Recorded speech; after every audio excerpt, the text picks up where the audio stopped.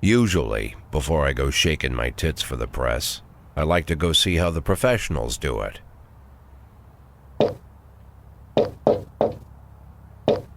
Some might say the chief of police has no business in an institution like this, but in fact it's the quietest and safest place in town. You won't run into any reporters, nobody gets into any fights, nobody drinks too much, nobody even raises their voice. The place is owned by an elderly gentleman who knows how to keep things under control. That's why I never invite my friends here. I wanted to make an exception for my 60th birthday, but most of my colleagues are young enough to be my sons, and they'd rather just hire prostitutes. Why stare at some boobs when you can take the whole package for yourself? But there's none of that in our club. Even looking too long is considered indecent. You can get an occasional glimpse, like by accident. The rest of the time you just pretend that you're immersed in conversation, or just come by for a drink. Doesn't mean these gentlemen wouldn't want their bald heads smothered in tits. It's just that nobody says it out loud. My younger colleagues might call it hypocrisy, but I call it the good old-fashioned manners. Good manners and leave the rest unsaid. She agrees to unbutton her blouse, and we agree not to pay too much attention. The girls are on a quiet prowl, too. They're looking for a way out of their cramped rooms. Maybe make friends with some wealthy patron with a pacemaker and dentures. Everybody wants something. But we have to control ourselves, or we'll all turn into libertines and prostitutes. Hell, if there weren't any rules, I'd be belching and farting, jumping up on the table, arms held high, yelling, "Shake it, baby!"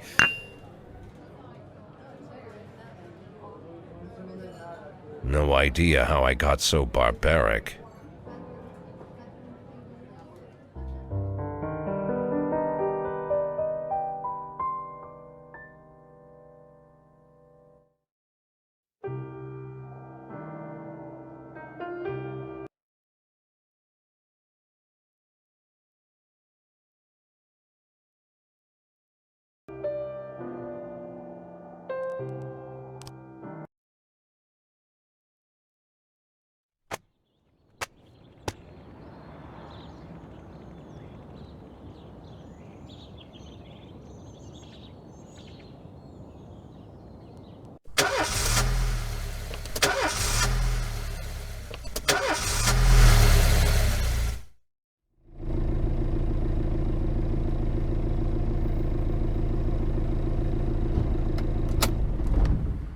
When I was a kid, my father sometimes told me at bedtime that if I closed my eyes and didn't open them for a long time, all the demons would blow away.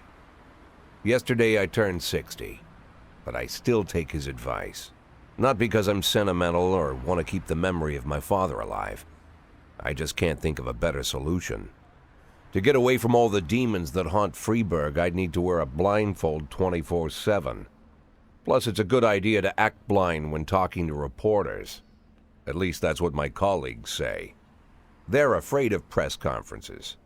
But for me, it's more like a confessional. No matter what lies you tell, you're privately thinking the honest answers. It helps me remember who I am. The fact that I'll be reading all about it in the papers tomorrow is a small price to pay. Call it penance for the preacher.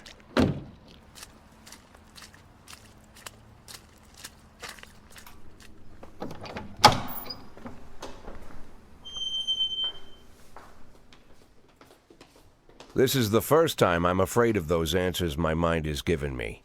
Not because I'm mad I'm losing my job. Though it's true, I'm mad as hell. Not because I subconsciously blame everyone else.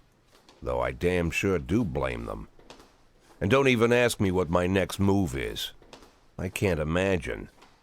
But even that doesn't scare me. The worst thing is, I know I'm gonna have to do something.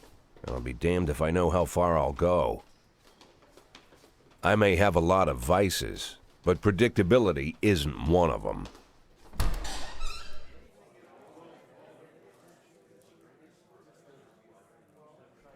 I learned a long time ago how to drive away the swarming demons. But what do you do when they're trying to rip your soul from your skin? Shutting my eyes tight as I can.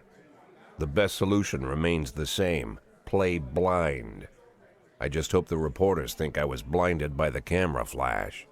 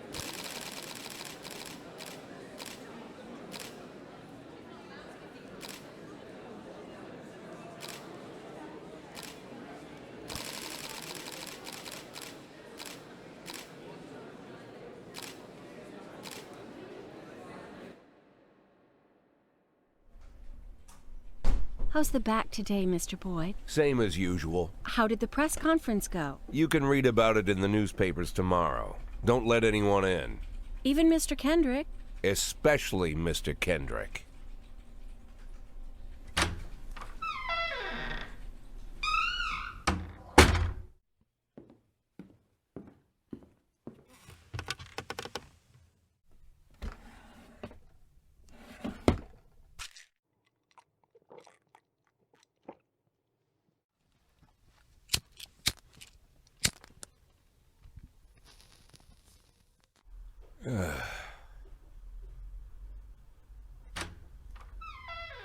As soon as I heard the door creak, I knew what face I'd see. When I tell Emma not to let anyone in, there's only one man it could be. Rude, arrogant, no warning. That's Mayor Rogers in a nutshell. White summer shoes, white socks, white shorts, white polo shirt, and the white smile of a hungry shark. Mayor Rogers enters every room like he owns the place. Even the floorboards under his feet sound like they're creaking an apology. He never shied away from the odd corruption scheme. It's like the devil walks behind him. In the movies, the villains controlling the city play golf with the judges. Rogers plays tennis with them instead. That's about the only difference. Jack, I was hoping to catch you after the press conference. You ran away so quick. There's no smoking at City Hall. No reason for me to hang around. Well, this morning I signed a ban on smoking in all public buildings. Soon you won't be able to smoke here either. Soon enough I won't be here at all. That's what I wanted to talk to you about. The people of this city like you, Jack. The police chief of all people. Don't betray that, Jack. Don't get wrapped up in any schemes. Sit nice and quiet for the next 180 days, and you'll be remembered as a hero. That's the only thing that you still have left.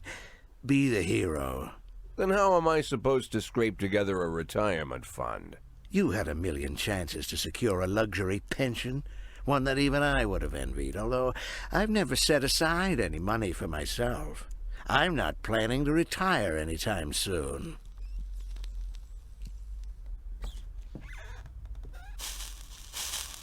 "180 days of quiet, Jack. That's all I need. I don't have any problems with you, and you won't have any problems with me. I have a new assistant, Troy Starr. If you have something to tell me, call him. But try not to bother him. He's a busy man." I'll do my best. "And quit smoking at the office. One of my friends will be using it soon.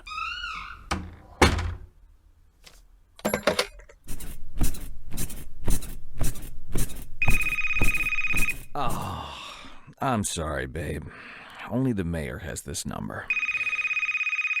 Mr. Mayor? Yeah, is this Troy Star? Yes? Go fuck yourself, Troy Star.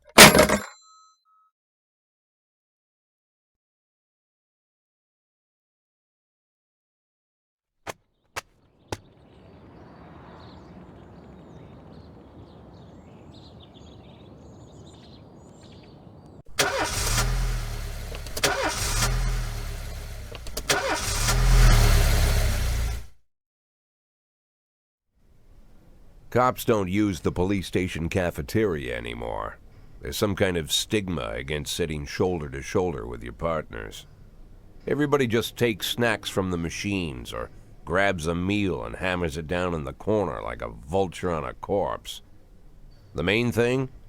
Don't look into anyone's eyes. Could be construed as an invitation to sit together. The only people eating here are ghosts.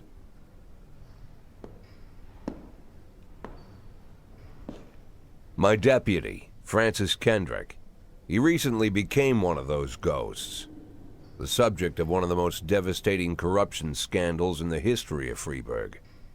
No evidence to support the accusations, but everyone knows Kendrick's days are numbered.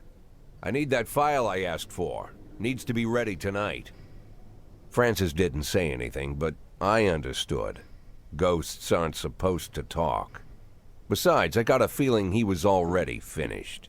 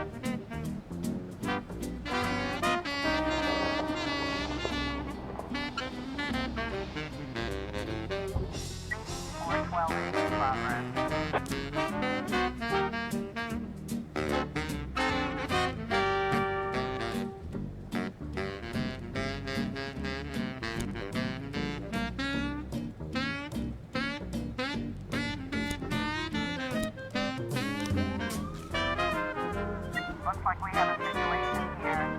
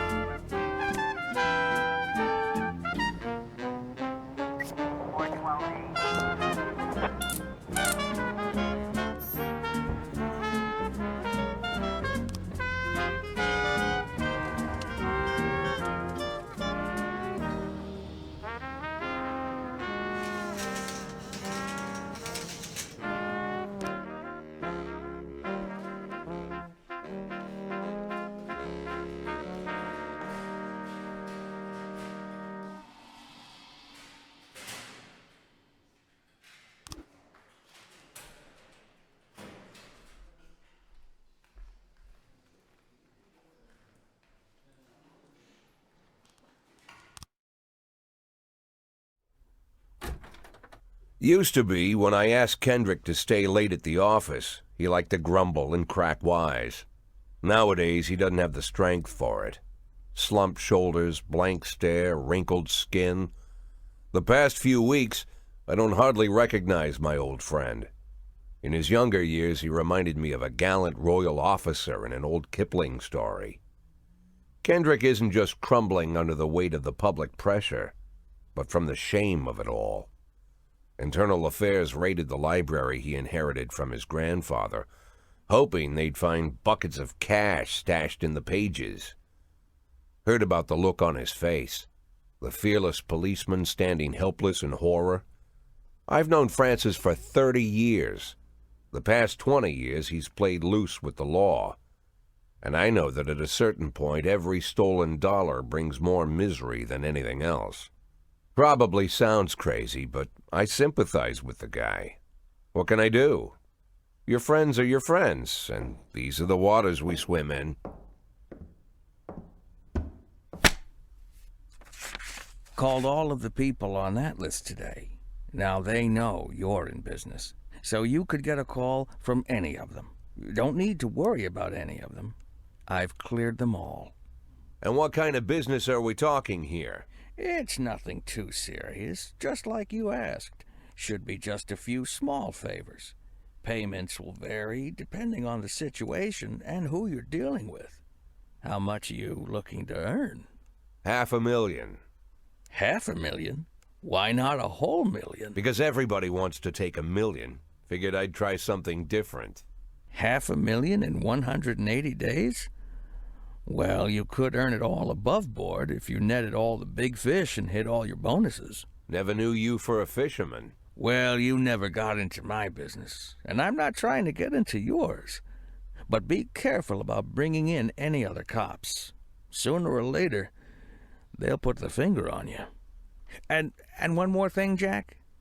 I remember what you said, but I should probably add one more name to that list. Christopher Sand. Sand. Christopher G. Sand. Everyone knows the name, but few could tell you who he is. The old man stays away from the spotlight. Always wears old-fashioned jeans and knitted sweaters. Gives to charity. Rarely attends social events. An avid hunter, I hear. Even dabbles in poetry. You'd never guess he's the head of the oldest and most powerful gang in the city. Goes back as far as his great-grandfather. And Sand is strict about following the old rules. He rarely involves himself in commonplace murders and robberies. Hardly needs to intimidate anyone to get his point across. The people who work for him each have their sphere. They provide protection where needed, even work with the authorities when they want to make a deal. Meanwhile, Sand pulls the strings without getting his hands dirty. People sometimes mistake his quiet approach. A couple years ago, an arms dealer decided to expand its business without asking permission, and his whole family paid the price. In 4 weeks, Sand killed 31 people. Old men, women, even a few teenagers. And Sand's people made sure every paper reported it. Frank, I don't want to hear you say that name again. Jack, please, listen to me. I'm in with these guys. We agreed, Frank. That's not the kind of business I'm into. I don't go there. Never have, never will.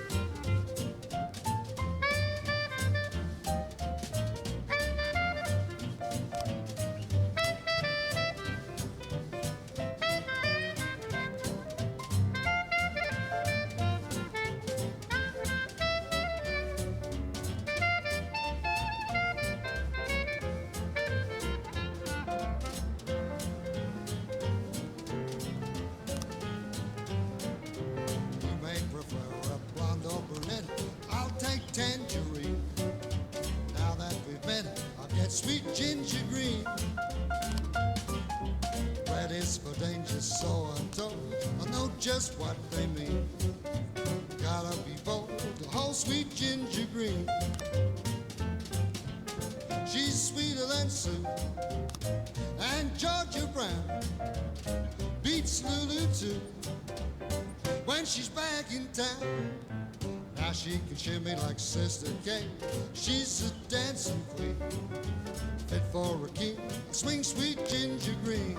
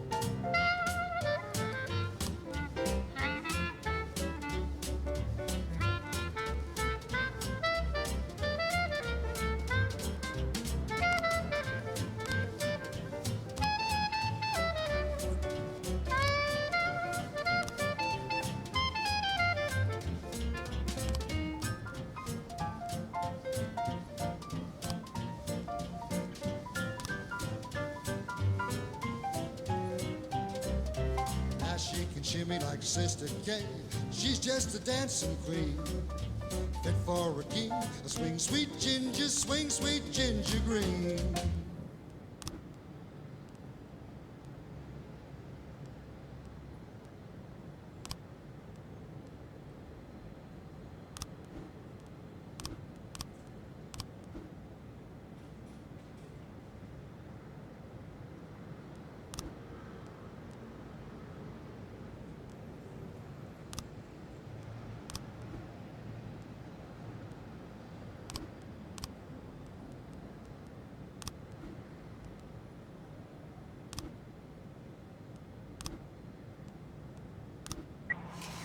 in progress.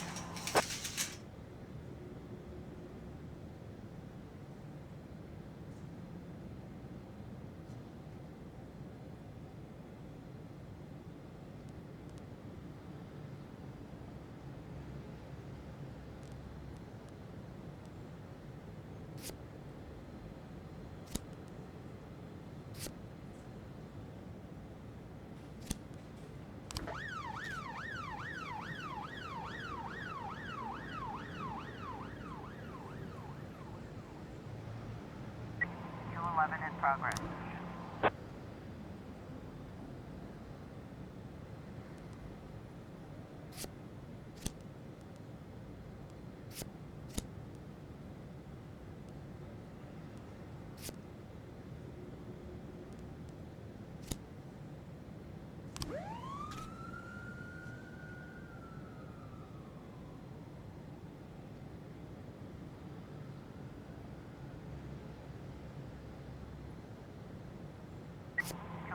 Complete.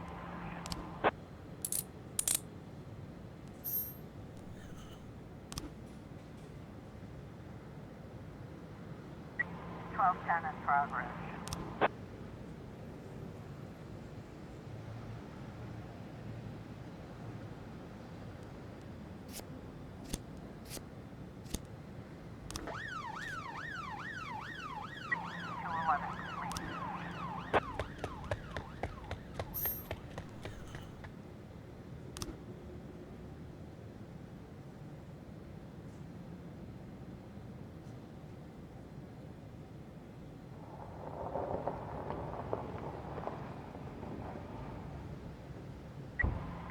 Complete.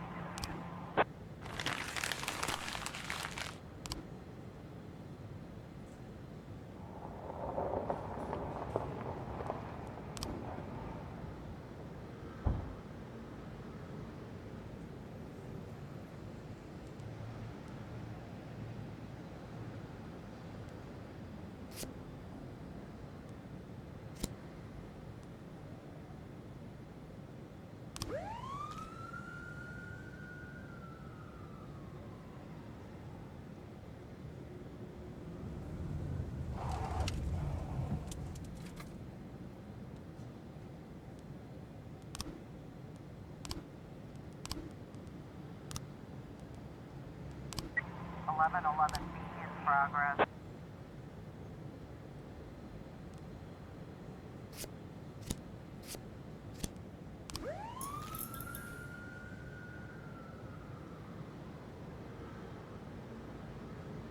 Four 11 in progress.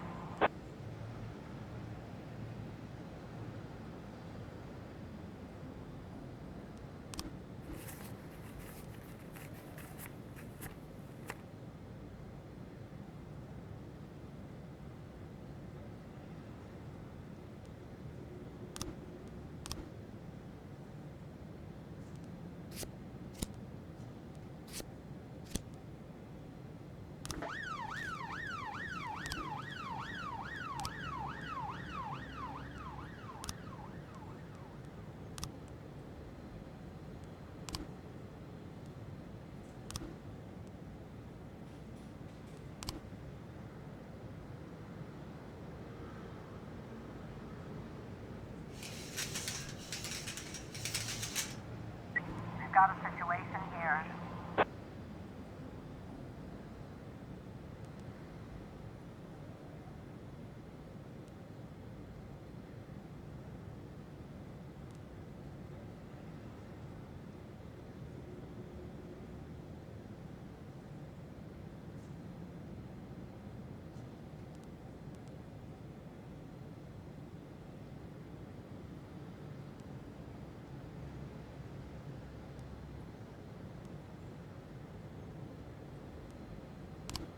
Eleven 11B complete.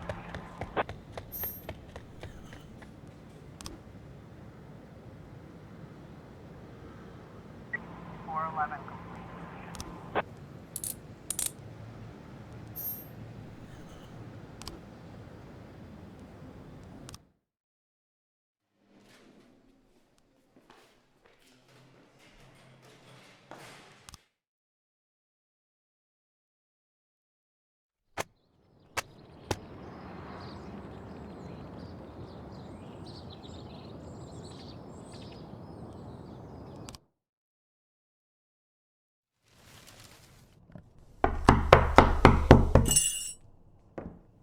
Whenever I'm alone at home and there's a knock at the door, I always hope it'll be my wife, Laura. She's always forgetting her keys. Hello, my name is Steve, and you're Jack Boyd, is that right?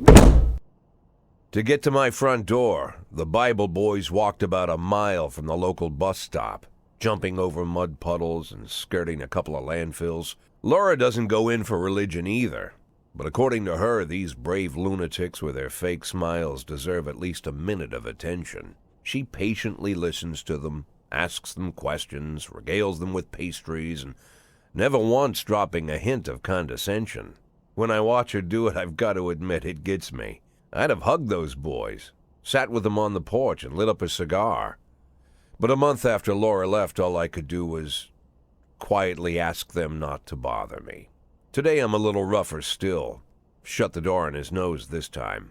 Another couple weeks at this rate and I'll be greeting anyone who comes close with my service pistol pointed towards the sky, ready to fire my warning shots. In my life, even the basic stuff never goes like it's supposed to. Normally, when a wife is going to leave home, she'll make a scene or at least sit everyone down for a serious conversation. But Laura just disappeared. The children in the stories always stand on the side of the mother, but all three of our sons supported me. The in-laws always blame the husband for making their daughter unhappy. But now Sally, Laura's mother, well, we sort of have a pact. The fellow Laura ran off with is young enough to be her son. I hear he's 30 years old. Of all the possible information a man can know about his wife's lover, I get hit with that. Fortunately, Laura's mother doesn't like the way it sounds either. Sally figures this guy just thought he'd have some fun with a mature woman, but he'll be back chasing college girls before the year is out. So we have an agreement. Sally's going to track down Laura and try to reason with her, and we'll arrange a meeting. Meanwhile, I'm supposed to not do anything stupid, which of course means anything at all. It's a crazy situation. I'm the police chief, and the person I'm trusting to find my wife is an old woman armed with a phone book. But I can't afford to lose Sally as an ally. So for the moment, I had to swallow my pride.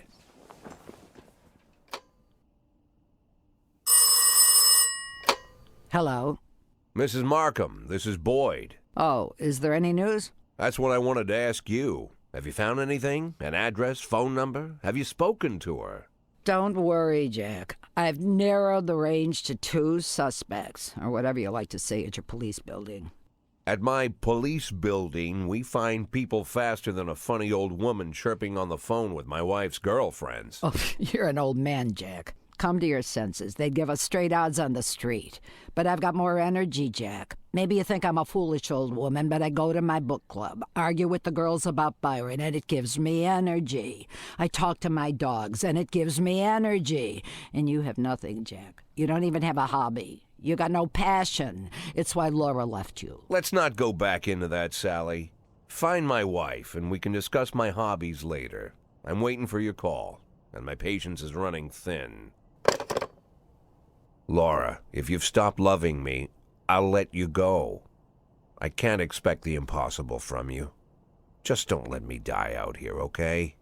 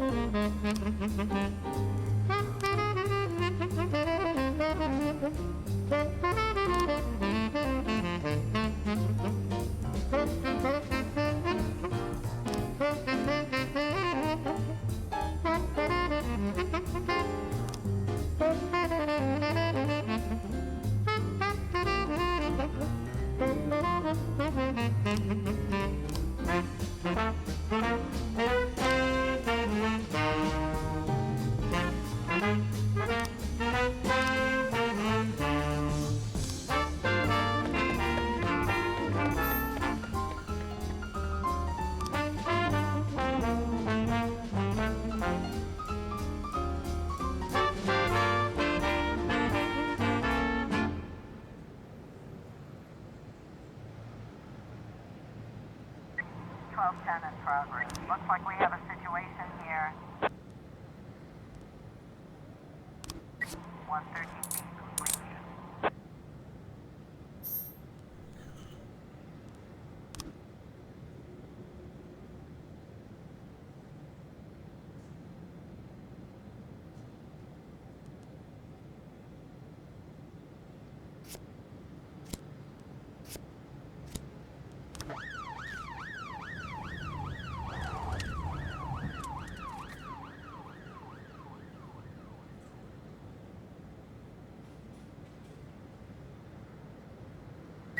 Twelve ten complete.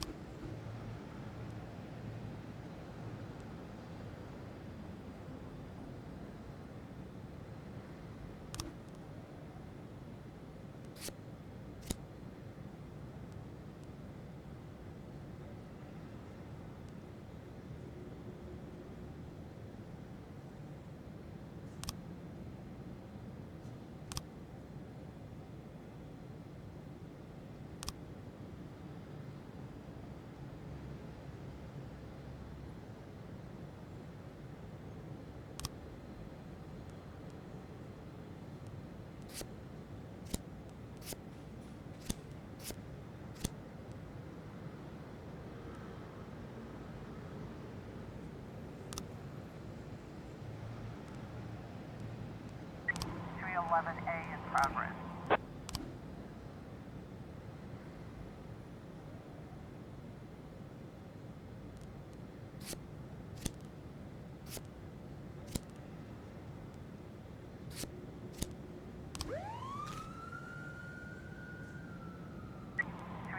A in progress.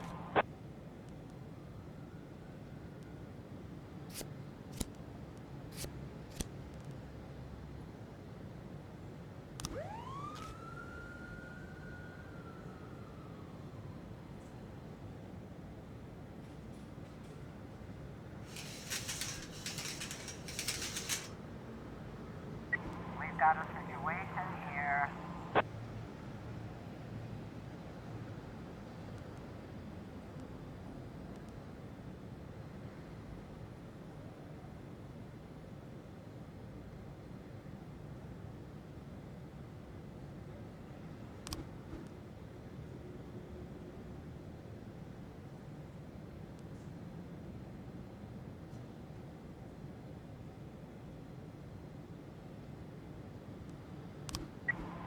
A complete.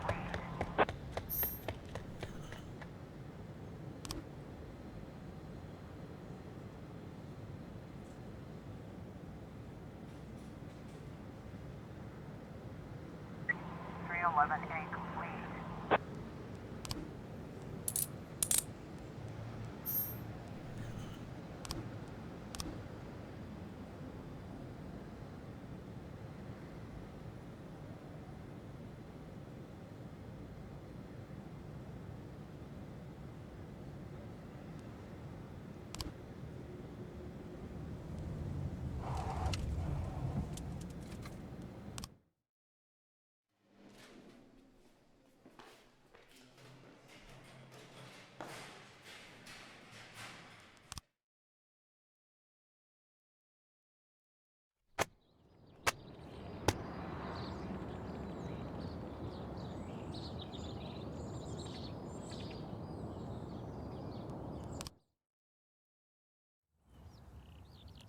Why would a man need a barn? to store all the stuff you can't bring home. About 30 years ago, back when I was young and interested in farming, I carried all kinds of junk home. After a day in the field, I'd come home with buckets, shovels, dirty boots and clothes, and instantly transform the living room.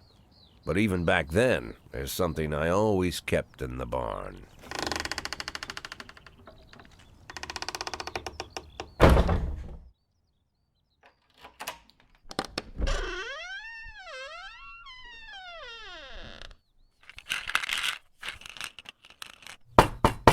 I stopped keeping my pills inside the house because every time I was about to take a triple, someone would knock on my bedroom door. Now they're knocking on my barn door. Well, fine. It's not every day that someone comes to visit your barn. In all the years we worked together, Kendrick never came to visit the house. We drank at bars, went fishing, went to the mountains, even chased off some poachers one time. But he never came for dinner with the family. We never watched football over here. And now he's brought his friends to visit my barn. I always try to look unsurprised, like it's an everyday thing to get visitors at the old barn, especially guests with their own personal bodyguards. But Kendrick is sharp enough to see he's caught me with my pants on backwards. Sorry for the surprise, Jack. We saw you from the car. Figured we'd find you in here. I'm going in for a minute, fellas. These guys will wait outside.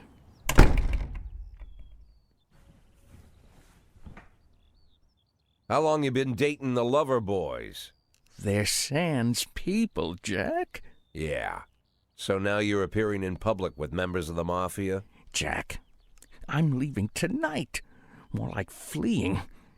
Jenny and I are taking the girls and making a run for it. Probably won't be seeing each other again. I've got new documents, a new name, a new life, everything new. The papers say you're still working your last week for the department. I've got to get out today. I won't be getting another chance. Don't know if you noticed, but the whole city is against me. You told your Mafia friends about your plans. Jackie, if I don't fix everything with them in the next few hours, they're going to kill me. And not just me. My family, my relatives, God, Jack, I don't know who else. They found out that I was planning to run and they demanded that we close our contract today. Your contract, Frank? Really? Is that how you talk now?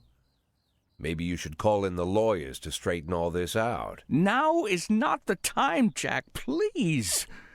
I have a commitment to them until the end of the year. They need an inside line at police headquarters. I can't just give them back the money. That's not how the Mafia works. If I can't find someone I can trust tonight, I'm dead. You know me, Jack. I wouldn't ask you if I wasn't afraid they'd cut my daughters to pieces before sunrise. He's the damn fool who puts his daughters in the crosshairs in the first place. Anyone in my place would have dressed him down good. But I didn't want to pile it on. Fate's already got this guy's soul in the grinder.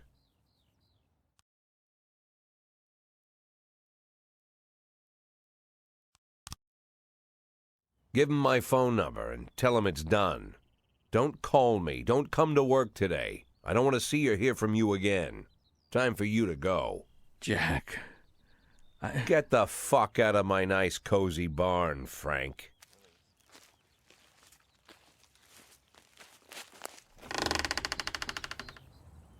At the time, I was trying not to think about what just happened. It was almost too much to take in. I'm probably the most popular police chief in the history of the city, and I have to admit, I've thought about that more than once, sometimes with a little pride even. In one of the features they wrote about me in the papers, they said it pretty plain. He catches the criminals. Believe me, high praise like that is unheard of in Freeburg, especially for a cop. And here I am, the person who catches criminals, and I've agreed to help the Mafia, or I'll come home to a bag stuffed with my kids' body parts. Right before the last hammer falls. Hey, remember that cop who caught criminals? It turns out he was a Mafia bitch. And all for the sake of a greedy, corrupt cop who should have fled the country years ago. That sound right to you?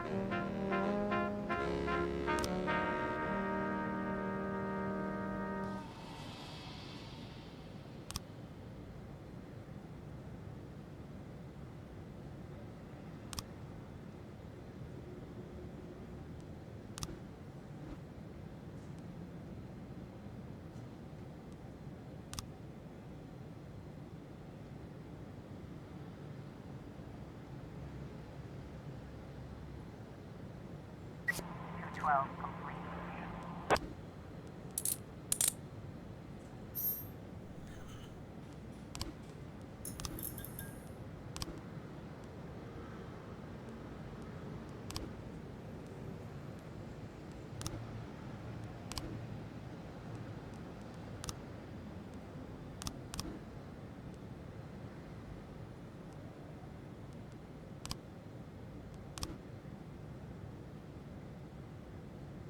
Q11 in progress.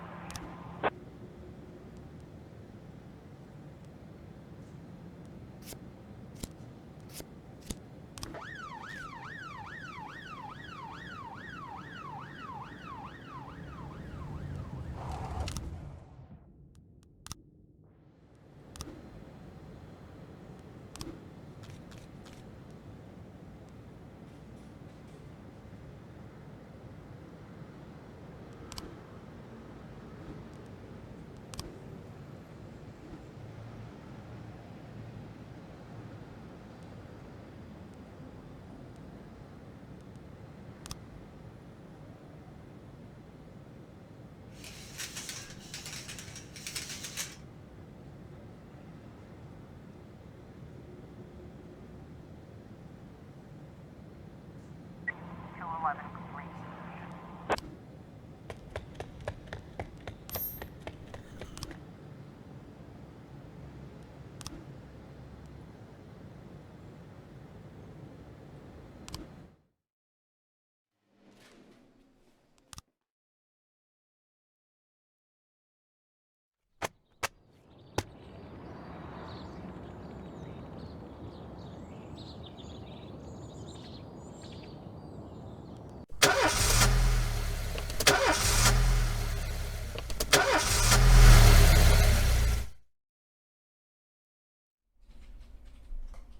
Mr. Boyd, there was a man here earlier.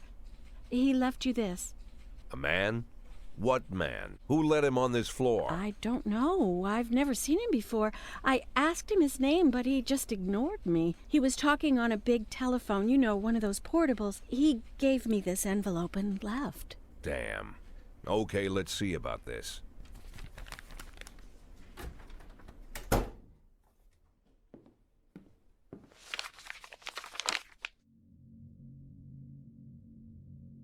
Of course, they could have shot them the second they took the photo, but I knew Kendrick and his family were all right.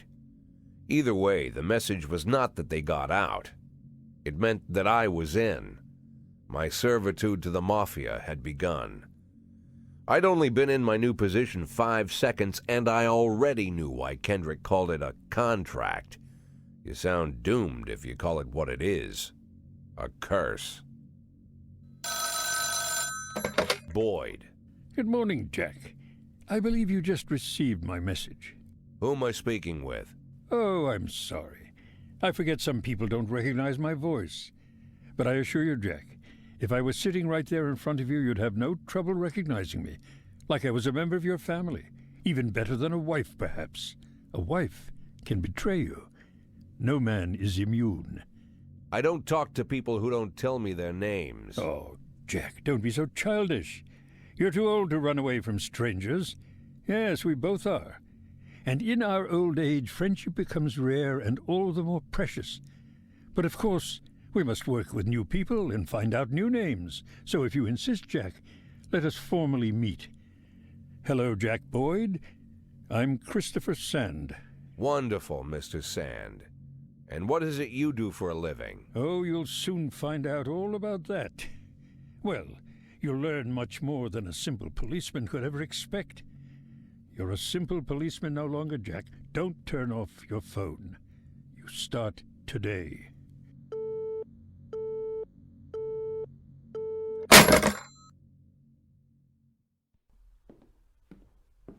Eight in 10. It's been my go-to principle since my first day on the job. I've got to let my colleagues hush up what they need to, 2 out of 10 times, so that they'll help me with the remaining 8. 80 out of 100, 800 out of 1,000. I'm proud of those statistics. It's not so bad for Freeburg, right? But now I just officially became a Mafia whore. I'm supposed to be fearing for my life, for the lives of my wife and children. But the only thing I can think, what's going to happen to 8 and 10?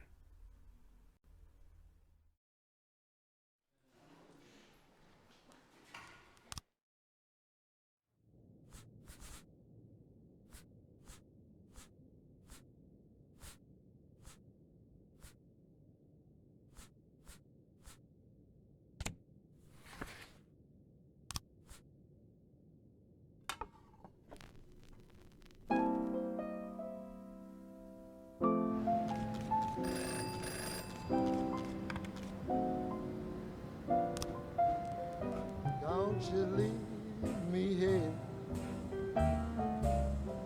Don't you leave me here. If you must go, sweet mama, please leave a dime for beer. The rooster crowed and the hen ran around. She said, if you want my fricassee, you'll have to run me down.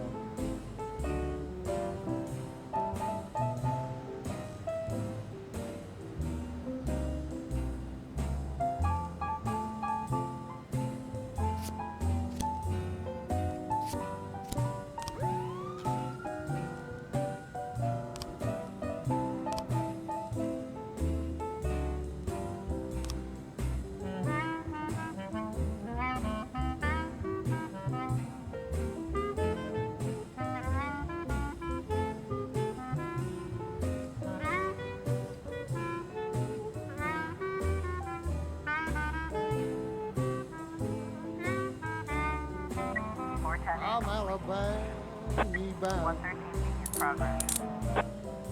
Alabama bound. I followed you round from town to town. I'm Alabama bound. Don't you leave me here.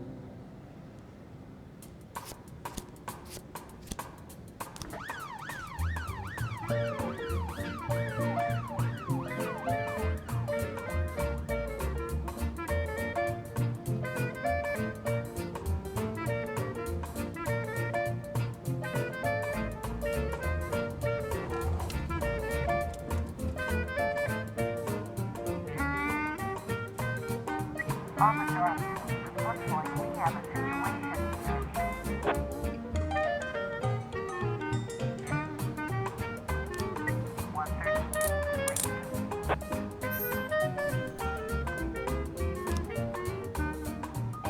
710A in progress.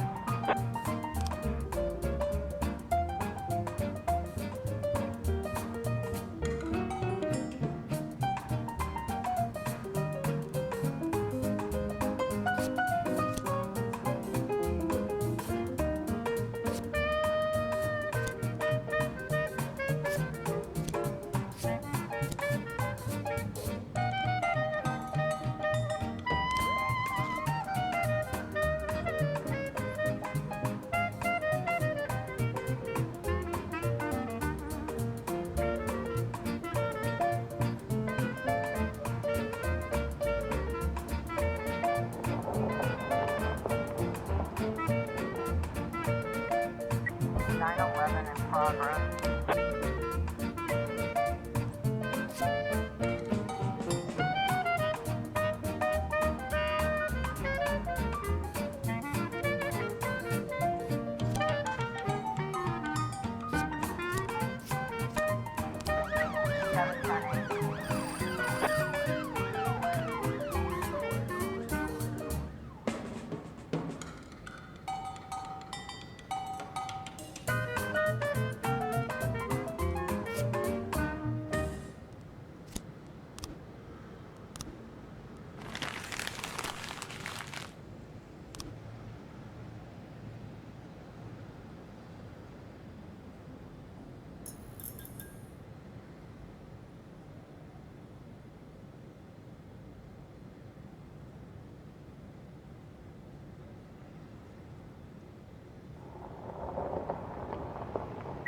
911 complete.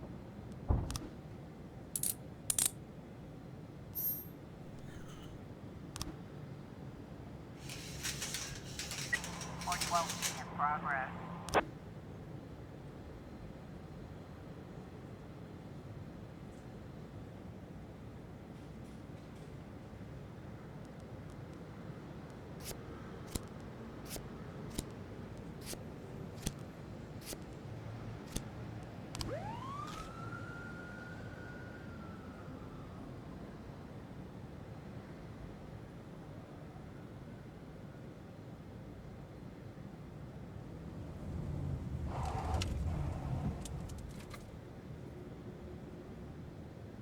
Officer on scene. Looks like we have a situation here.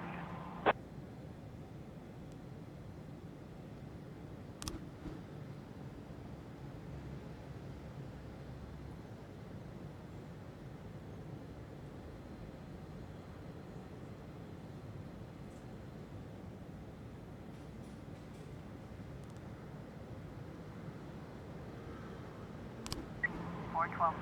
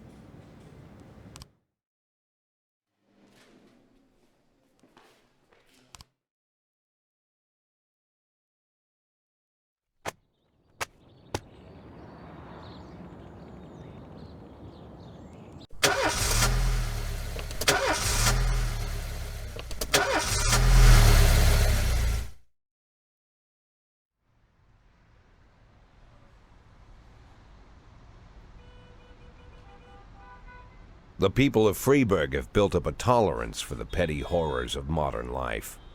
You'll never see crowds gathering around a beaten passerby. Folks rarely even slow to gawk at a car accident. And street theft doesn't turn heads anymore. Been a long time since people got worked up about stuff like that. So when I ran into a troubled crowd on the way to work, I knew there was something serious going on. Something bad enough to knock these people out of their daily rhythm. And we're talking about people who would step over a corpse if it was blocking the door to the coffee shop. But apparently all it takes is a bunch of leaflets, or spreading broken glass across Main Street, or releasing a couple of hundred rats in the ice arena. The mysterious figure taking responsibility for these strange acts goes by the alias Robespierre. Nobody knows who he is, what he wants, or what all this adds up to, from the buckets of lard spread on the sidewalk to the front door of City Hall covered with ostrich feathers. But this strange cross between childhood pranks and cheap theatrics has got the people all worked up. Everyone understands when some Freeburg crook satisfies the basic human need to rob and kill. But when someone steals a lion from the local zoo and locks him in a cell below the courthouse, the people start asking questions. Myself, I kinda like this Robespierre. It's not just the pranks he's pulling or his green bull's head emblem. I just like his funny nickname. Robespierre? Really? Who does that make me? The Marquis de Lantenac? I don't think so. In the old books about revolutions, I fancy myself the old gunner who goes off to war with a bag of damp powder. Or maybe the innkeeper who tops up the beer kegs with mop water. It's something to think about.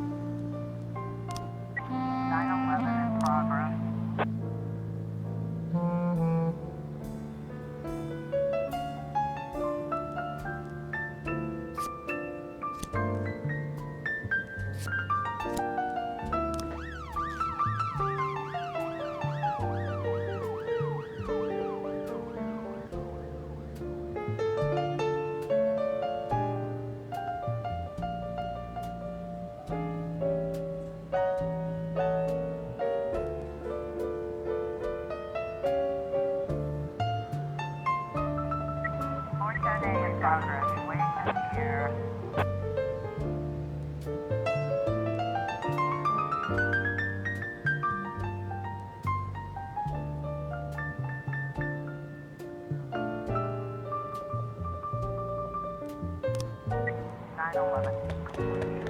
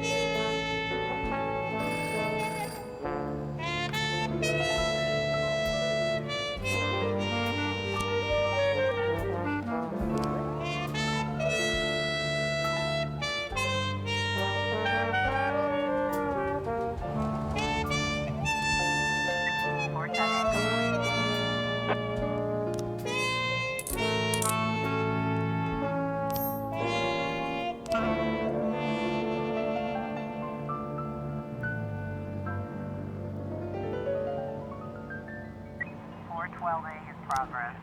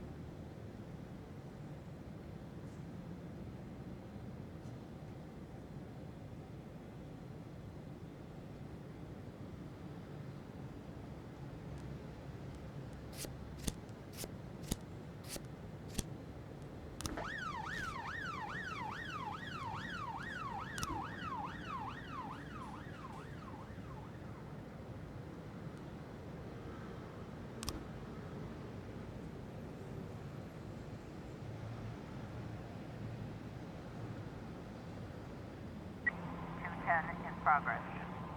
412A completion.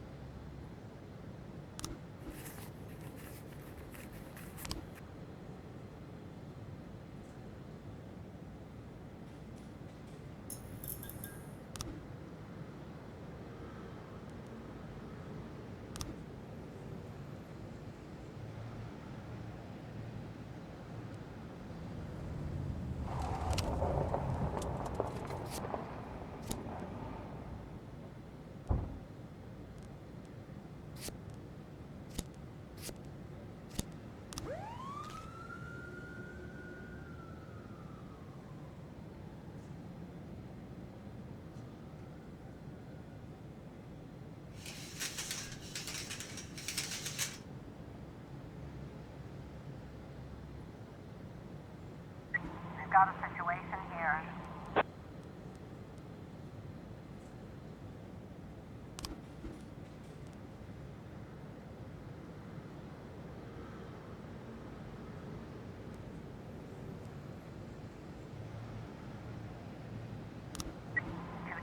Complete.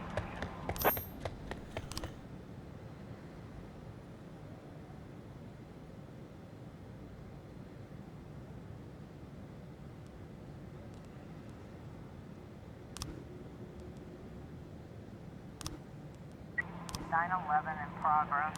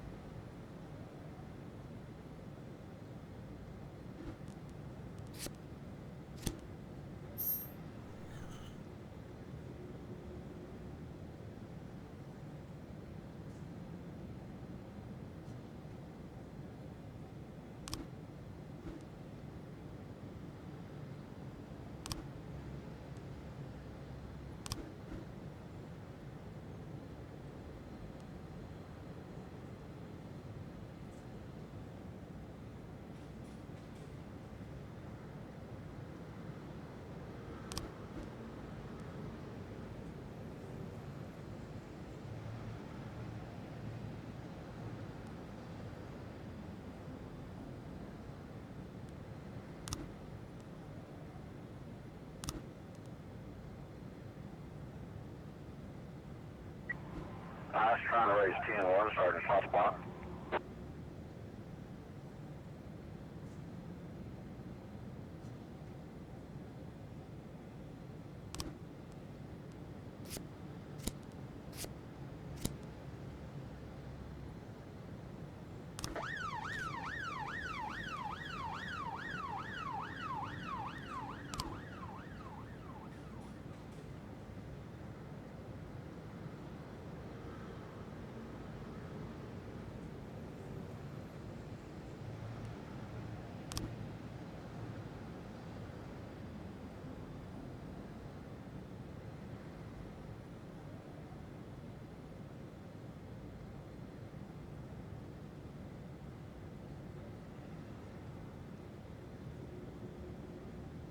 (911).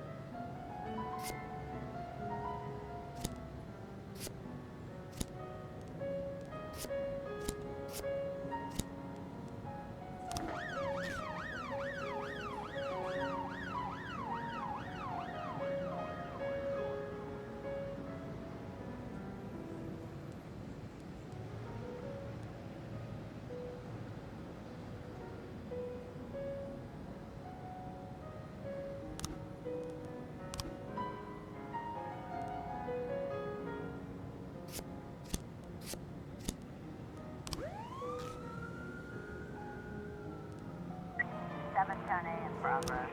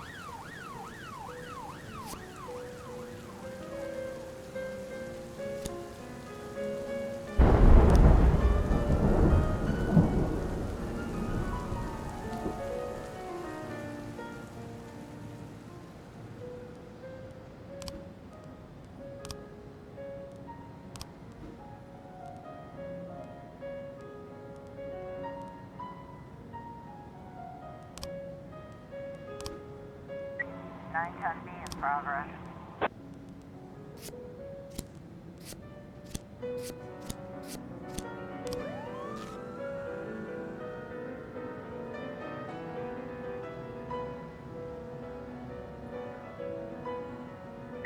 Seven ton A.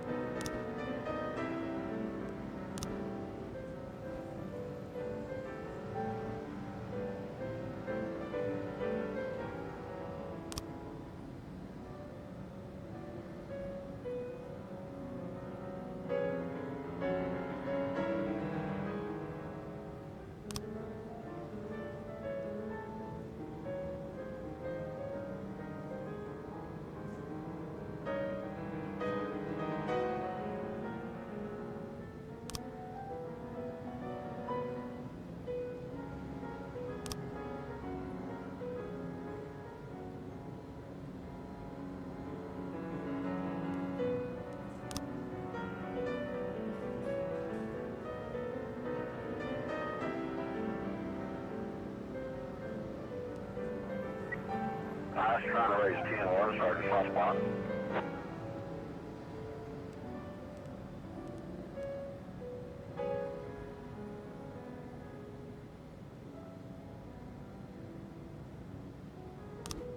Nine ton B complete.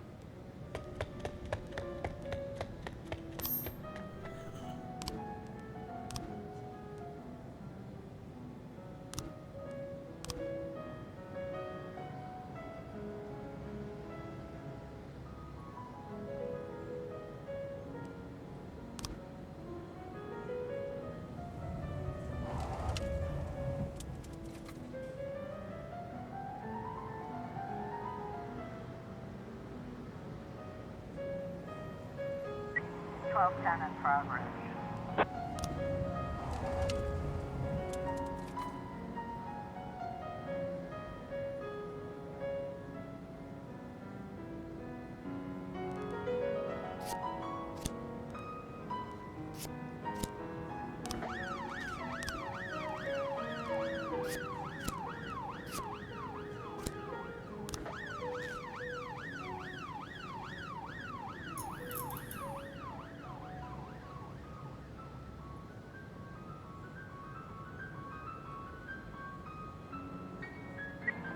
In progress.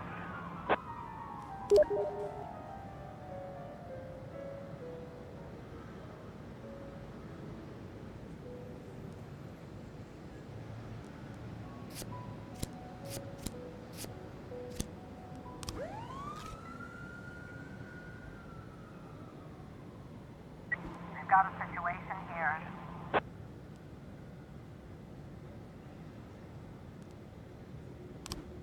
Twelve ten complete.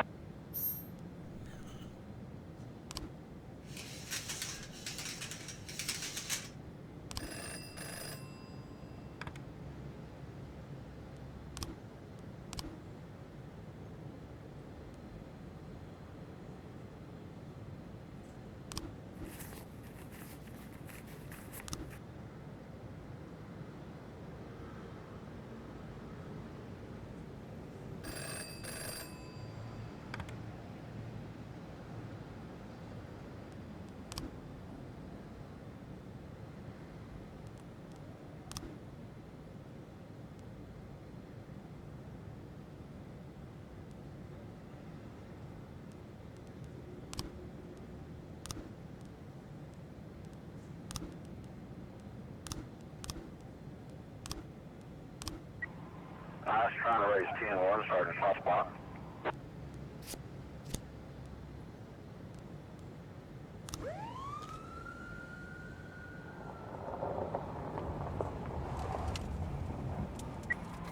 In progress.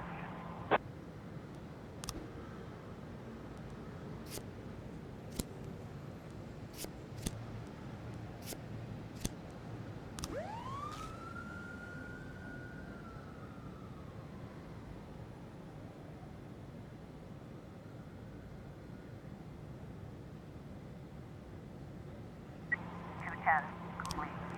611.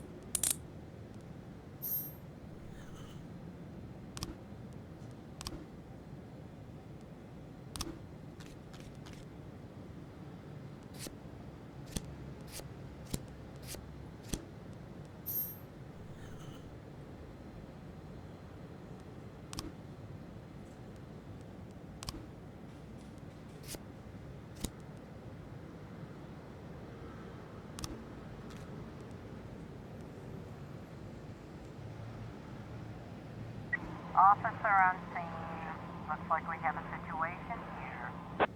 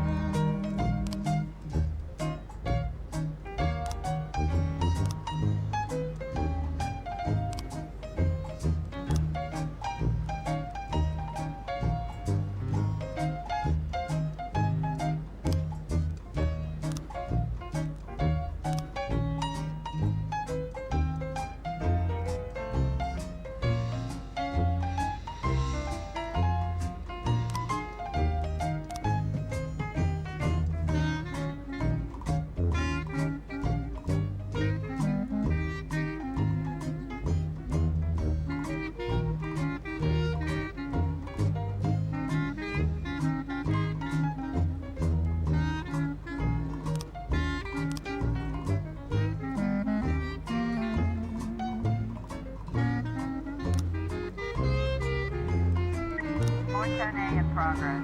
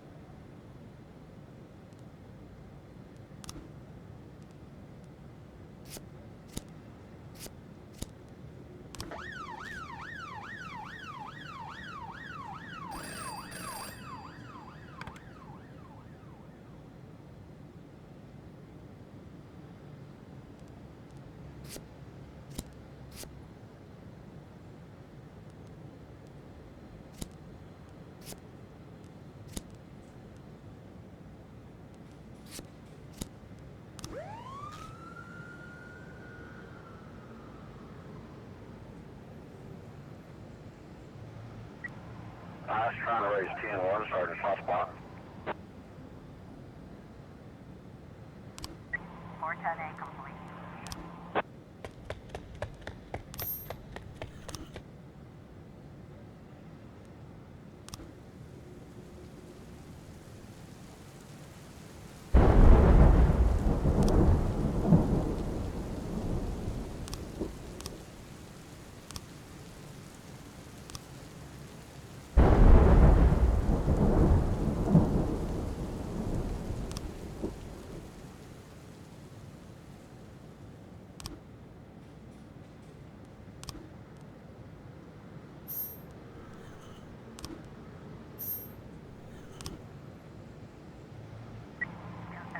Progress.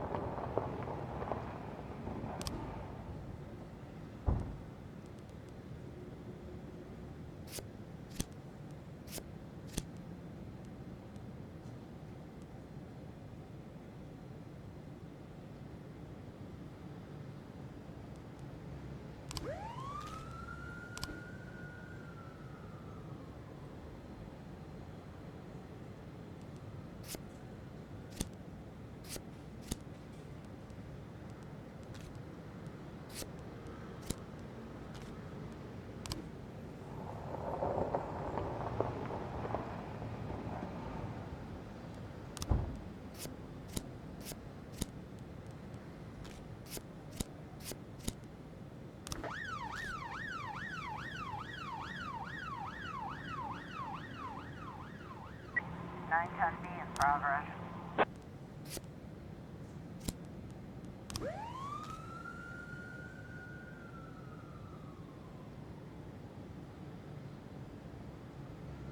Officer on scene. Looks like we have a situation here.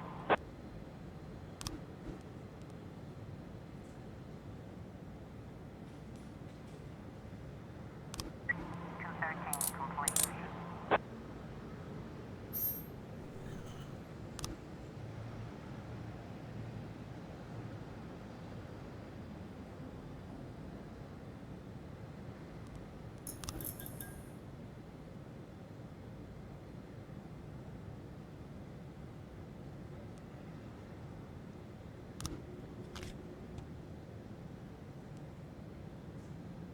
410B in progress. 910B complete.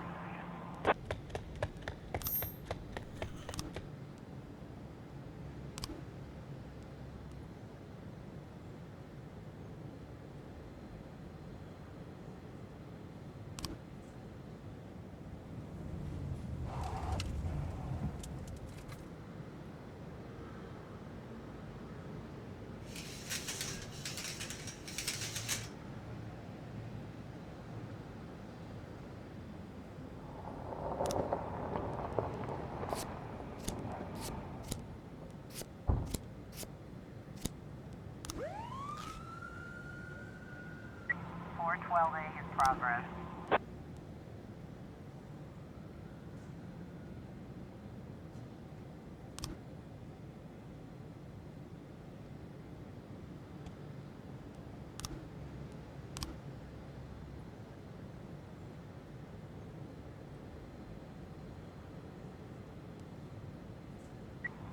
I was trying to raise 10-1, Sergeant Hot Spot. 410B complete.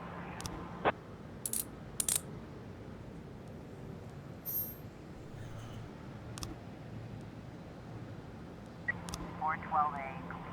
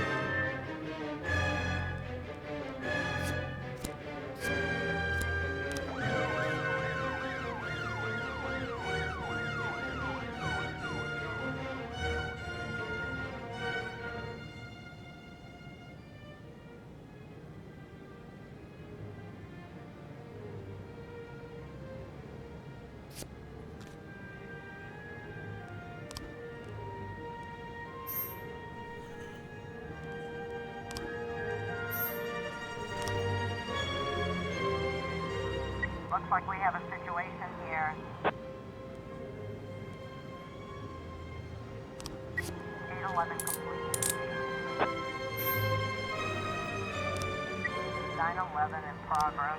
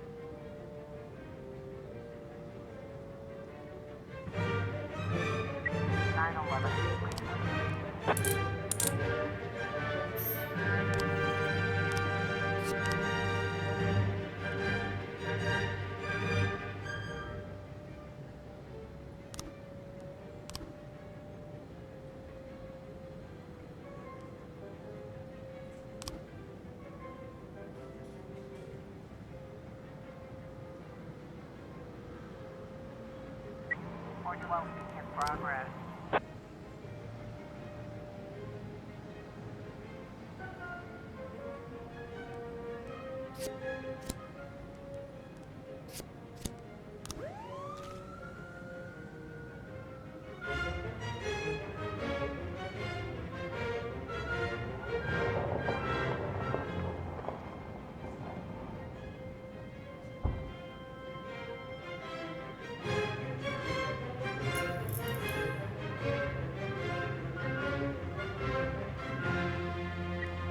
I was trying to raise 10-1, started soft spot.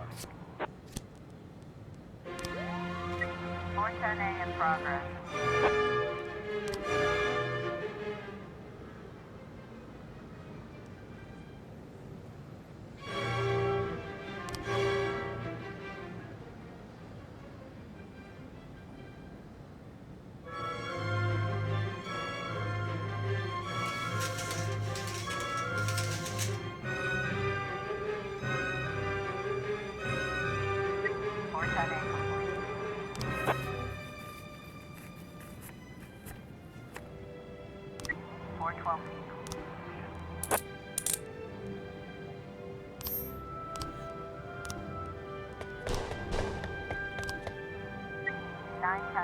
Progress.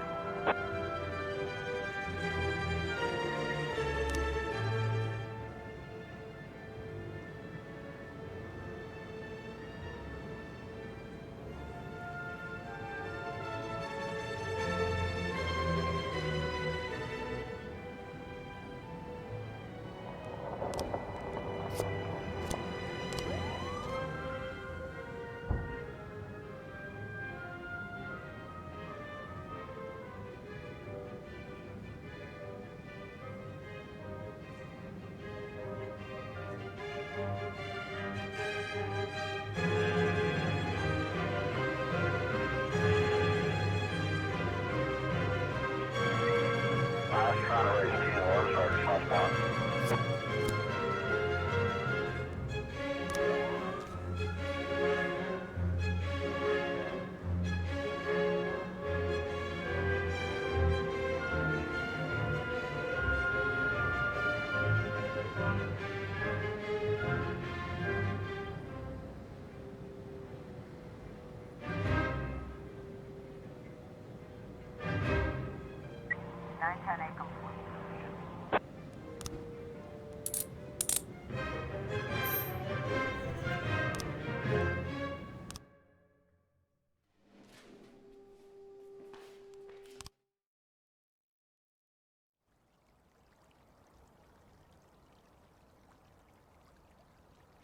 In my new role as corrupt official, I had to give up some of my favorite habits. I couldn't turn off my phone when my head ached. Couldn't sleep till noon on Saturday and let the rest of HQ take up the slack. No more days off to go fishing. But my weekly visit to the old Colony Club was more like tradition. One night a week, I absorbed cigar smoke, the vague smell of alcohol, the stench of urine, all mixed with toxic levels of old drunken belches. Same picture it was 30 years ago. Tradition's gotta be honored. And to stay faithful to the tradition, you've got to respect the standard rituals. When you're about to roll out of the club, you need to take a deep breath and count to 100. If your stomach doesn't do a backflip, you should be good to make it home.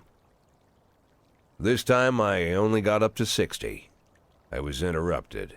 Why? You look even better than you do on TV. There's nothing more impolite than approaching people in the alley at the old Colony. This is the most private place in the city. All who enter here dirty their shoes with the most elite stream of vomit in Freeburg. This asphalt has been blessed by judges, lawyers, artists, businessmen, and all our politicians. Takes a lot of balls to crash the party. My head was a drunken haze, but I knew who he was. A cartoon gangster suit straight out of Dick Tracy. Fancy voice, fruit cologne, sassy strut. That's how the newspapers described Vikas Varga, rising star in Freeburg's criminal underworld. He appeared out of nowhere, and with the support of the local punks, Varga broke all the old rules of organized crime. He killed those who could not be killed, traded what could not be traded, and robbed those who could not be robbed.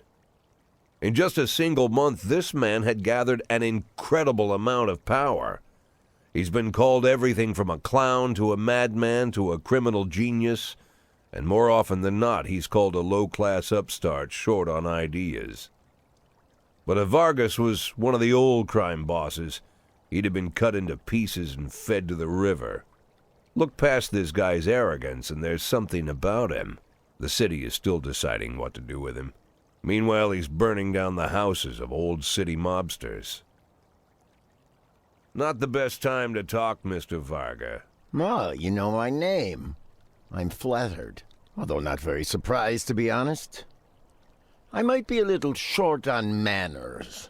Like they say in your fair city, with the right manners, you can go anywhere. Well, I don't want to go anywhere. I want to stay right here. Even the criminal world needs manners, Mr. Varga. And one of them is this: don't interfere with a drunken cop who's trying to take a shit and puke at the same time. Oh, you exaggerate. But is Freeburg always so gentle with its officers? You've been a bit roughed up lately. I see you already know Freeburg quite well, Mr. Varga. Well, I love to learn and look around. But I do know that the inhabitants of this fair city should be friends, Jack. Maybe it's true I don't have the best manners. After all, it's only polite for friends to share their phone numbers.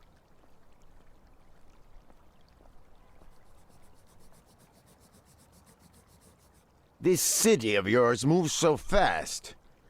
I feel like I'm hooked on amphetamines all over again. You wake up in the morning full of ideas, and by nightfall, you've all had each other killed. So don't wait too long to call. I don't mind if you're drunk. It's all the more fun. I'll be stoned myself, most likely. Hell, I'm a little stoned right now. It's the only way to live in this place. I like your city, Jack. I'm here to stay. If it weren't for the phone number written on my arm, I probably wouldn't have remembered the conversation in the morning. But there was no reason to worry. I'd be getting a reminder soon.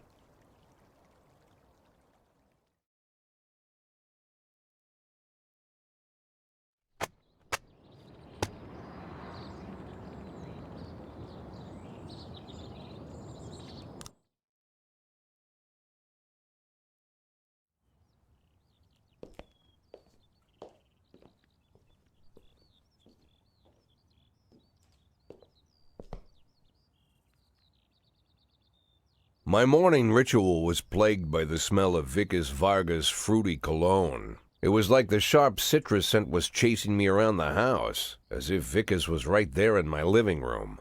When I finally realized the smell was coming from a big basket of oranges, it didn't put me any more at ease. I'd opened my door to lots of threatening mail, evidence of criminal wrongdoing, even a dead ferret or two. But fruit?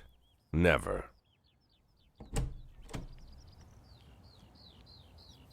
You the fruit guy? Excuse me? Was it you that brought the basket of oranges? Nah, it was here when I arrived. Fine.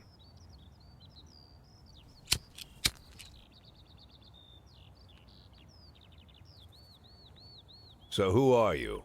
Today, I'm your driver. And where are we driving? To work. That's it? Yeah, we have to make an important stop along the way. Where? The ranch. What ranch? Just the ranch. Fine. The morning seemed surreal, and I took in the magic. Why wreck it with meaningless chatter? As my tight-lipped chauffeur drove an hour through God knows where, I started to feel like I was in the middle of a bad dream, probably lying bloody and concussed in the alley behind the old Colony Club, my nose buried in a rotten orange peel. But no, this was no dream. The silence was real, the sound of the engine was real, the dust was real enough too. And there was the ranch over the horizon. It all seemed familiar. The Sand family's overbearing mansion has been the talk of the headlines for decades, but few have managed to get closer than a few miles. I guess I'm just lucky.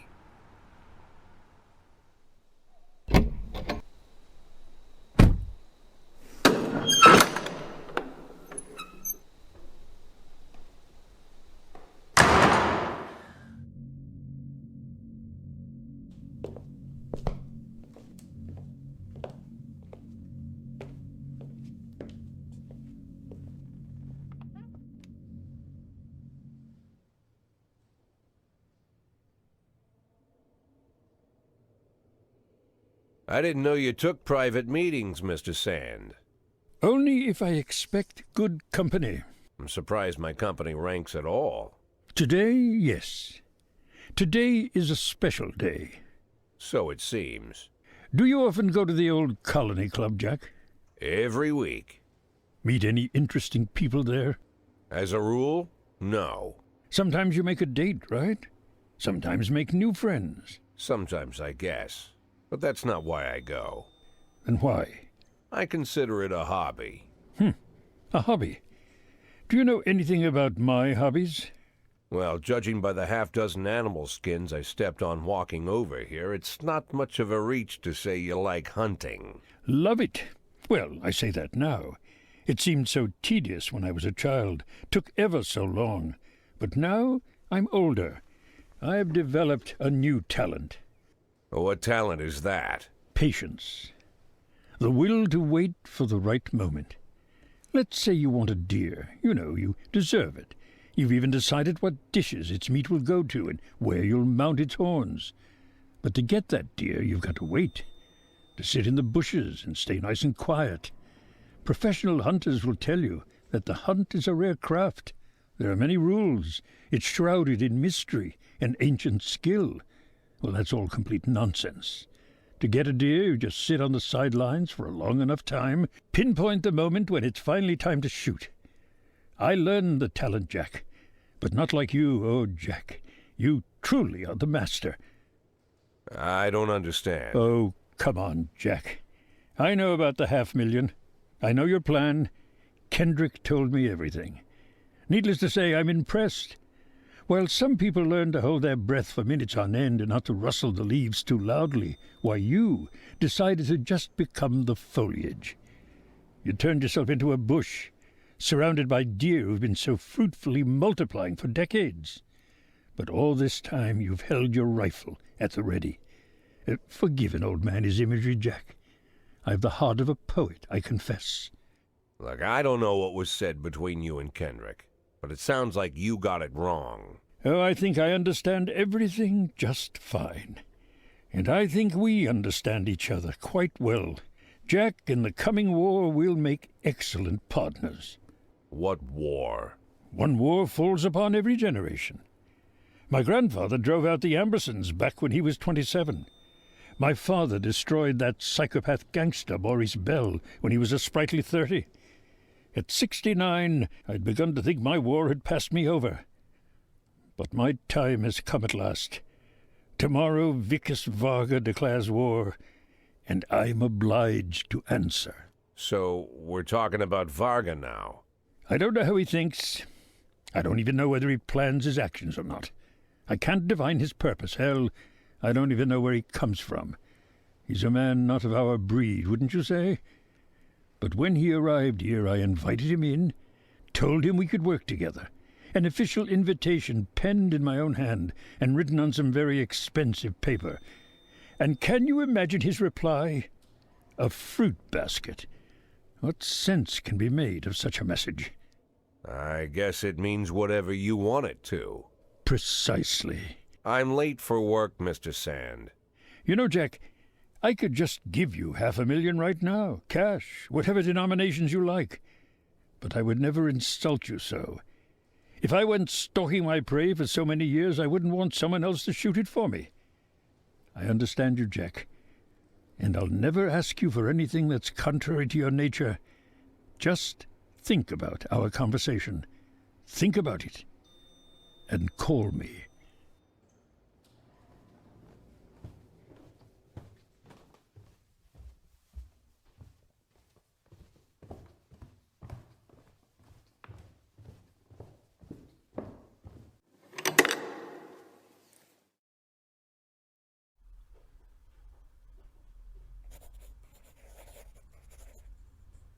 Like I said, it's a whole new life, and I've had to give up some old habits. One of them, keeping away from things that don't concern me. Now I can't afford the luxury. This spotlight I'm under, concerns is all I got.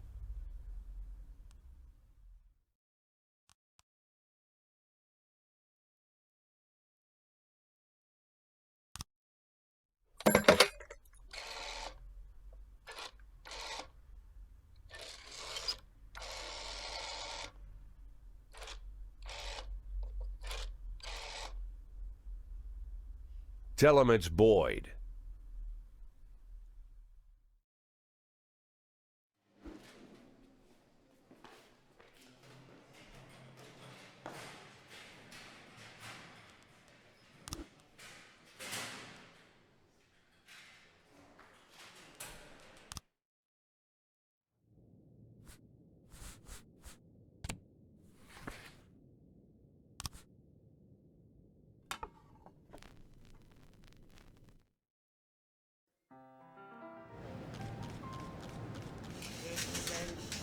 Don't carry no gamblers this train.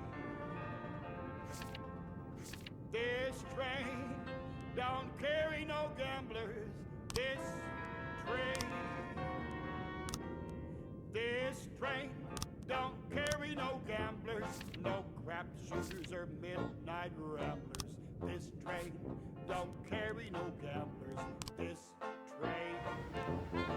While I was on that train at 5:02, heading for Mobile, I had a couple of dicks in my pocket just to make the price of a meal. Well, I threw them on the blanket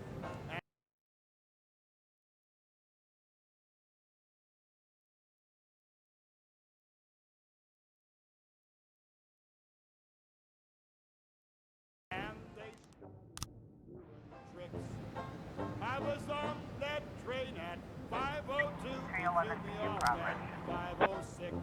Well, this train don't carry no gamblers. This train don't carry no gamblers. This train don't carry no gamblers, no crap shooters or midnight ramblers. This train don't carry no gamblers. This train.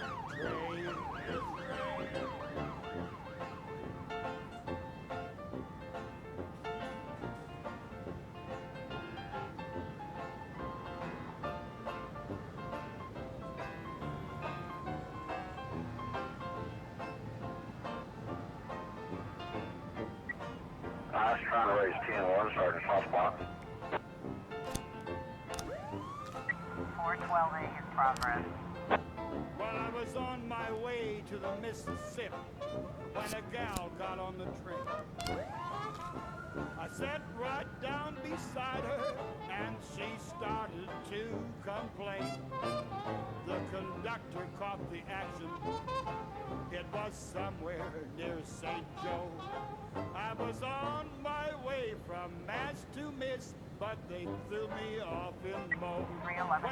Well, this We're train getting in front. Got a don't carry no situation here. gamblers. This train don't carry no gamblers. This train don't carry no gamblers, no crap shooters or midnight ramblers. This train 412A. don't carry no gamblers. This train.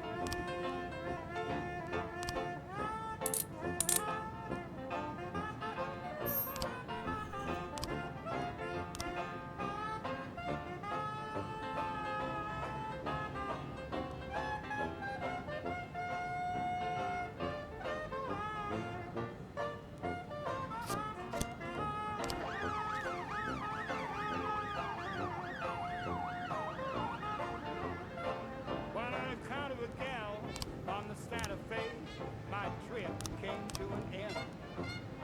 I said, miss, on a lonely train like this, a guy could use a friend. Again came the conductor. Again I was cut off. He said, well, I don't know where you got off, but I can tell you where you get off. Well, this train don't carry no gamblers. This train don't carry no gamblers.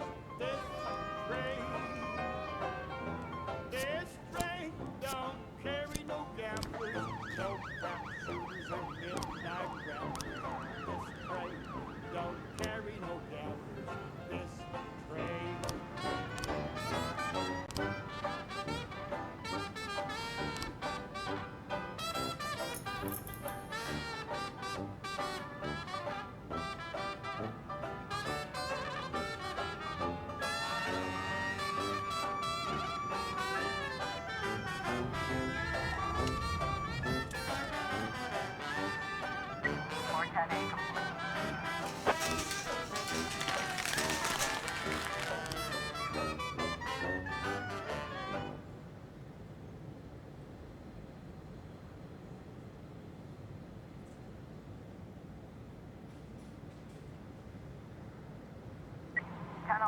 in progress.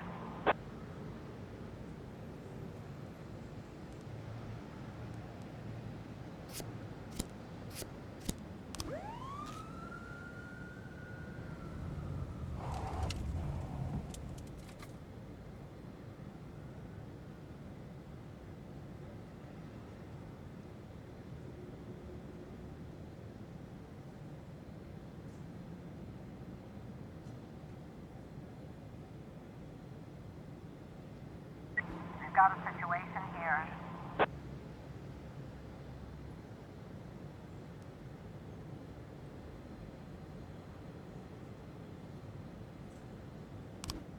Channel 11 B complete.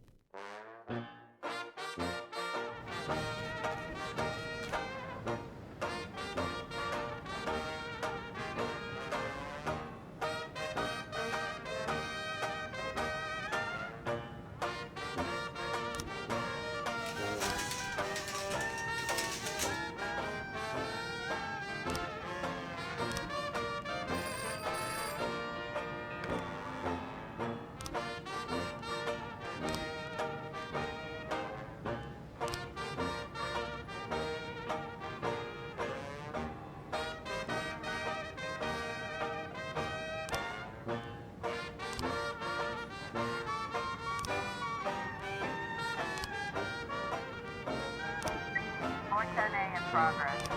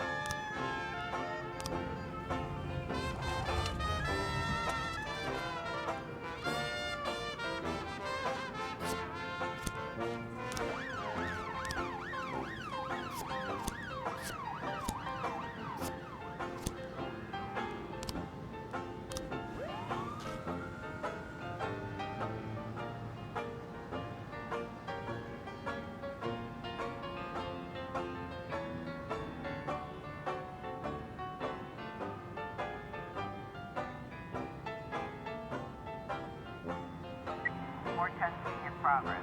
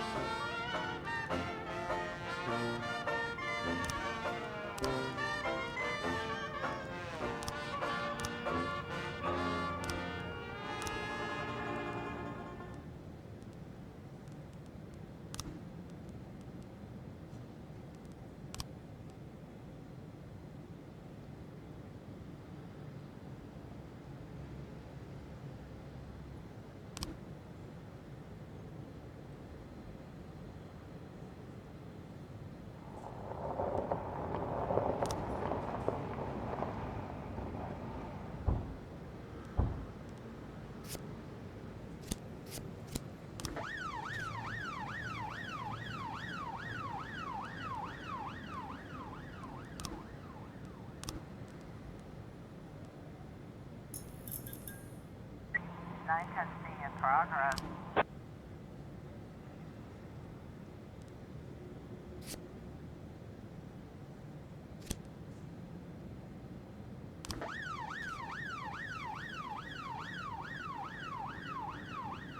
Four test C complete.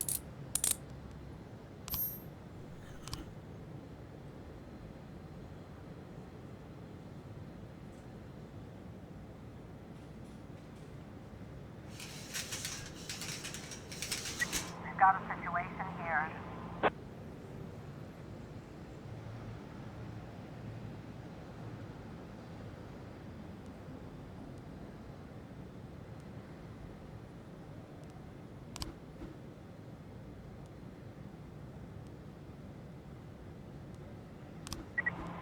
A in progress.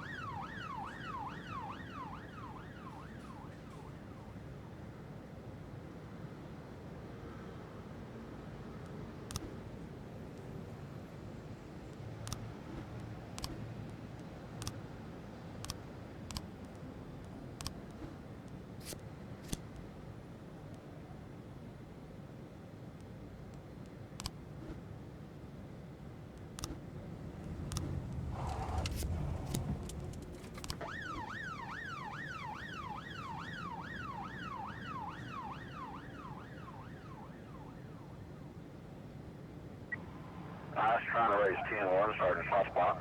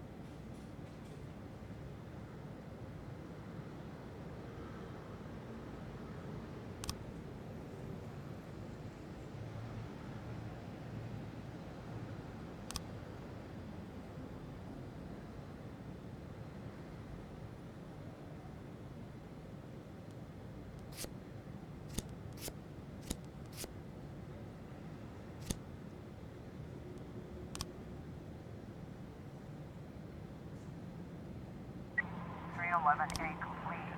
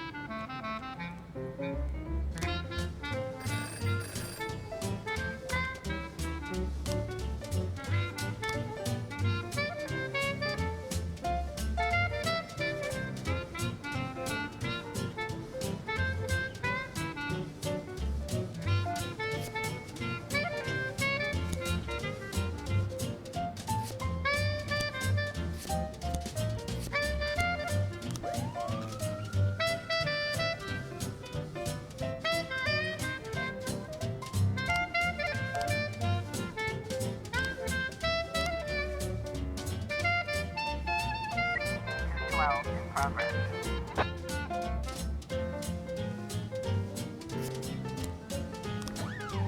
You may prefer a blonde or brunette. I'll take tangerine. Now that we've met, I'll get sweet ginger green. Red is for danger, so I'm told. I know just what they mean. Gotta be bold, the whole sweet ginger green. She's sweeter than Sue and Georgia Brown beats Lulu too when she's back in town.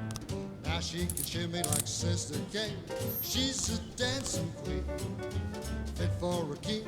Swing sweet ginger green. 1113 in progress.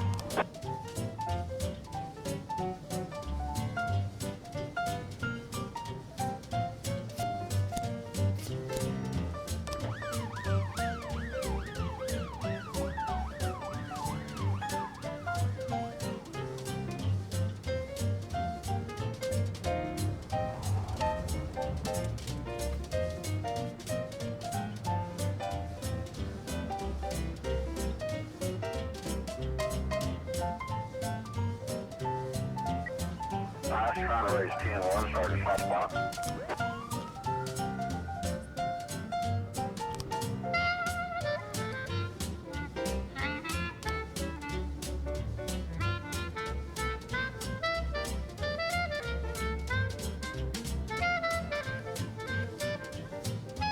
Five 11 in progress.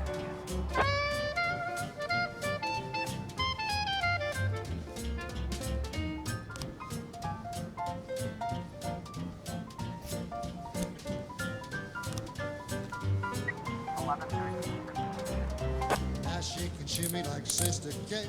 She's just a dancing queen, fit for a king. Swing sweet ginger, swing sweet ginger green.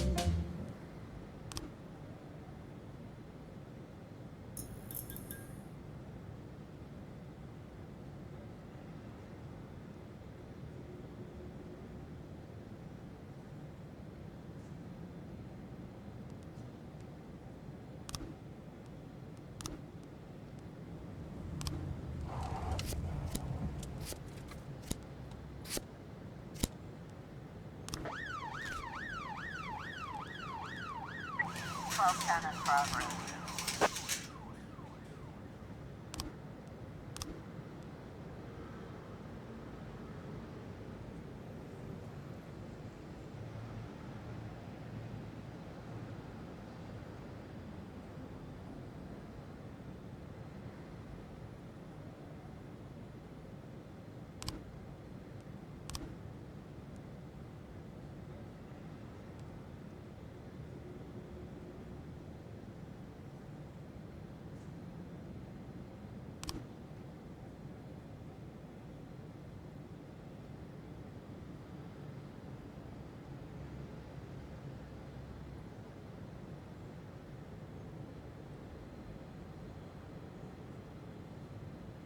Officer on scene. Looks like we have a situation here.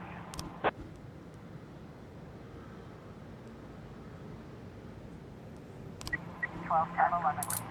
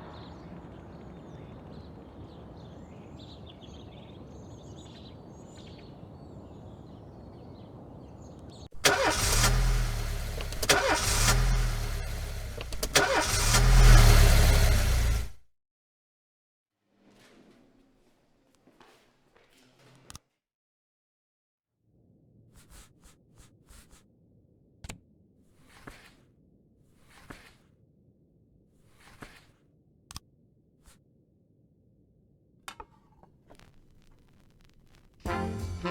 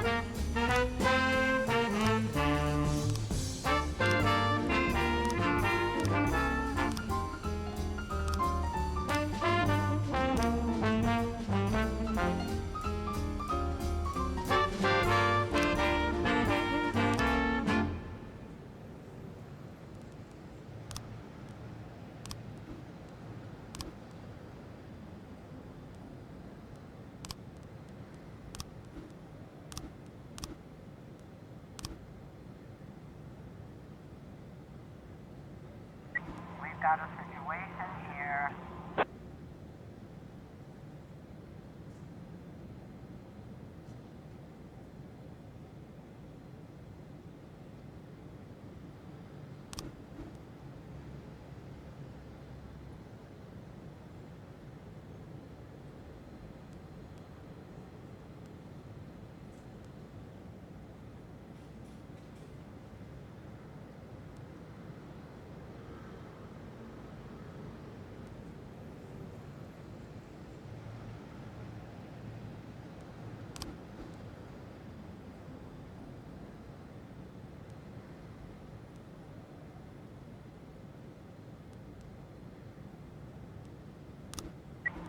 Complete.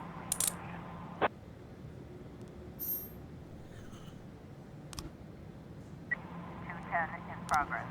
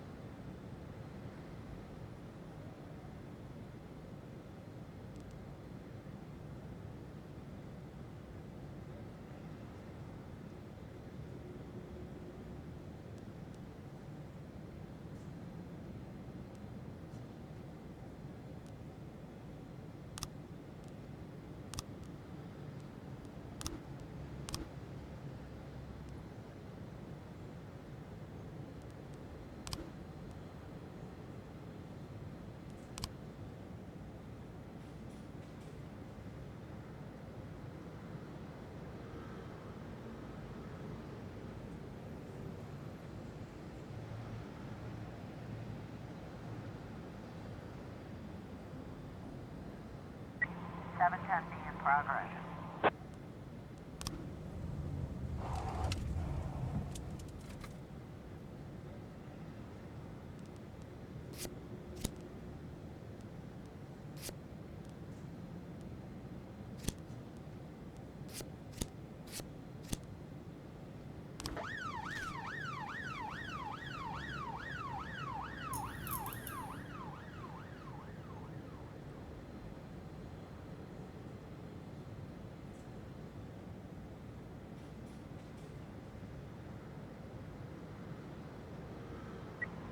I was trying to raise 10-1, Sergeant, hot spot.